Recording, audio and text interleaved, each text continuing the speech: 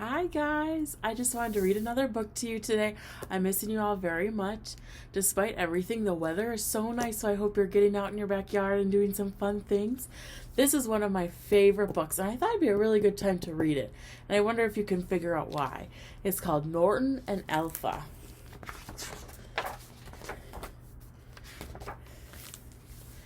It says, Norton was a collector. Battered wheels, rusty cogs, broken springs, they all found their way into Norton's collection.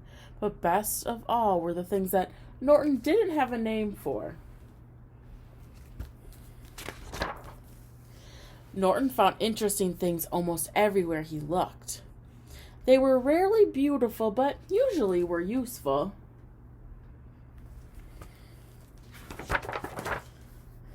And from what he found, big or small, Norton made the most amazing inventions. One day, Norton found something interesting he couldn't name. He attached it to his latest project. Then he stood back and, it was perfect! Norton decided to call the project Alpha. You see, he built a little dog and named him Alpha, so he has a friend with him. Now Norton had a companion to help him with his collecting. Alpha would follow his little robot nose down unknown paths. He dug holes, he dug holes, scurried into small, unreachable places, delved into unexplored spaces, and found all sorts of wonderful things. On Tuesday morning, Alpha's nose felt slightly odd.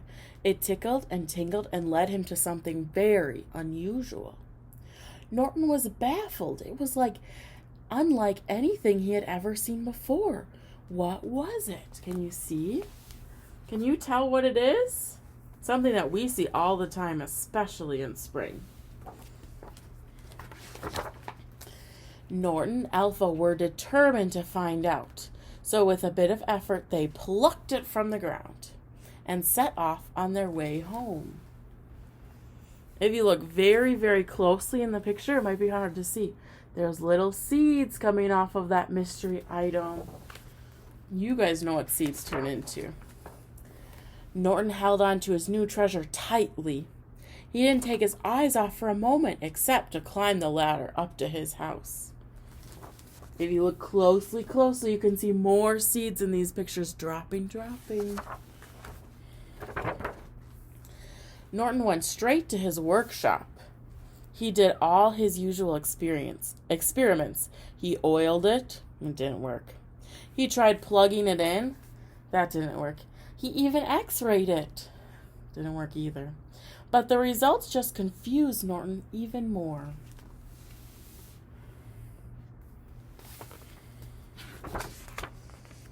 His new discovery didn't seem very useful at all.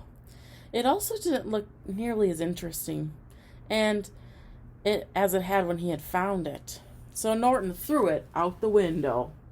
Oh, poor flower. For the rest of the day, Norton and Alpha cleaned up the mess left over from their experiments. They found a little round something their mysterious discovery had left behind. Norton decided to keep it. Maybe one day he'd find a use for it. On Wednesday, it rained. The weather was much too wet to go out collecting. Rain is something that flowers need. But Alpha still got his exercise right there. On Thursday, it was extremely hot.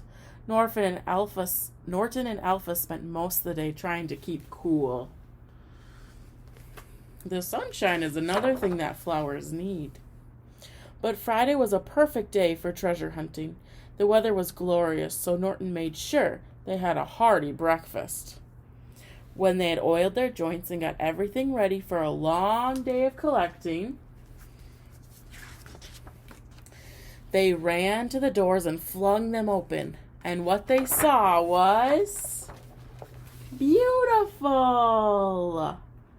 That one flower used its seeds and made lots of flowers.